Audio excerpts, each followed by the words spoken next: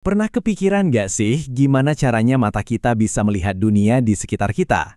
Ternyata ada aturan-aturan rahasia di baliknya. Dan semuanya itu berhubungan sama satu hal, cahaya. Yuk kita ungkap bareng-bareng. Coba deh pikirin, kapan coba persamaannya bayangan, cermin, sama pelangi? Kelihatannya kan beda banget ya satu sama lain, tapi ternyata ada satu benang merah yang menghubungkan semuanya. Dan jawabannya adalah cahaya. Jadi, kalau kita paham cara kerja cahaya, kita bisa membuka semua rahasia di balik fenomena yang kita lihat setiap hari. Nah, untuk bisa ngerti aturannya, kita harus mulai dari dasarnya dulu dong. Jadi, apa sih sebenarnya cahaya itu? Simpelnya gini, cahaya itu adalah energi dalam bentuk gelombang yang bisa ditangkap oleh mata kita. Gelombang inilah yang ngirimin semua informasi visual dari dunia di sekitar kita langsung ke otak kita. Sumber cahaya itu ada di mana-mana. Ada yang datangnya dari alam, ya kayak matahari, bintang, bahkan api. Terus ada juga yang buatan manusia, contohnya lampu di rumah kita, lilin, sampai laser. Oke, sekarang kita masuk ke aturan main yang pertama dan yang paling dasar. Coba bayangin cahaya itu kayak pelari super cepat yang cuma tahu satu jalan, lurus terus ke depan. Aturannya, cahaya itu selalu bergerak dalam garis lurus. Selalu. Kecuali kalau ada yang menghalanginya. Bukti paling gampangnya ada di sekitar kita tiap hari. Bayangan, waktu badan kita ngehalangin jalur lurus cahaya matahari, ya terciptalah area gelap di belakang kita. Sesimpel itu. Nah, selanjutnya kita bakal lihat gimana cahaya bisa ngelakuin hal-hal yang lebih keren lagi. Yuk kita bongkar gimana cahaya bisa mantul dan terpecah sampai bisa menciptakan fenomena kayak cermin dan pelangi. Oke, di bagian ini kita bakal bahas dua sifat utama cahaya yang jadi kunci kenapa cermin dan pelangi itu bisa ada. Aturan kedua, cahaya itu bisa dipantulkan.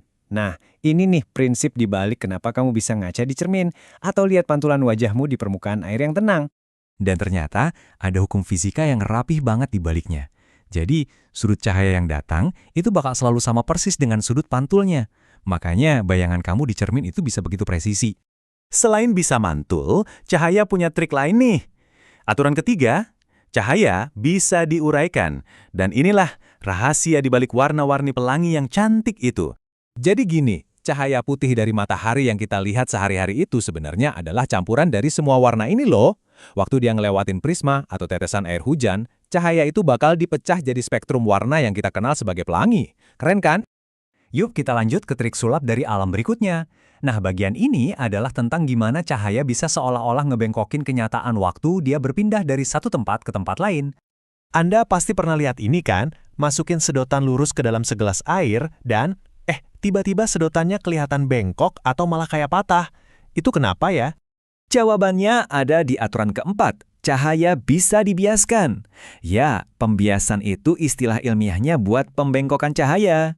Jadi, waktu cahaya bergerak dari udara ke air, kecepatannya itu melambat. Nah, perubahan kecepatan inilah yang bikin dia berbelok. Dan itu yang menciptakan ilusi optik yang bikin sedotan tadi kelihatan bengkok. Oke, yang terakhir nih. Ada satu kekuatan cahaya yang sering banget kita anggap sepele, yaitu kemampuannya untuk menembus benda. Aturan kelima dan yang terakhir adalah cahaya bisa menembus benda-benda transparan. Inilah alasan kenapa kita bisa melihat keluar lewat jendela atau kenapa kita bisa pakai kacamata untuk membaca. Cahayanya bisa lewat gitu aja. Jadi, kita rangkum ya. Inilah kelima aturan rahasia cahaya. Dia bergerak lurus, bisa memantul, bisa dipecah jadi warna-warni, bisa dibelokkan, dan bisa menembus benda bening. Luar biasa ya. Ternyata dari hal sesimpel bayangan sampai keindahan pelangi, semua pengalaman visual yang kita alami itu dibentuk sama kelima aturan dasar ini.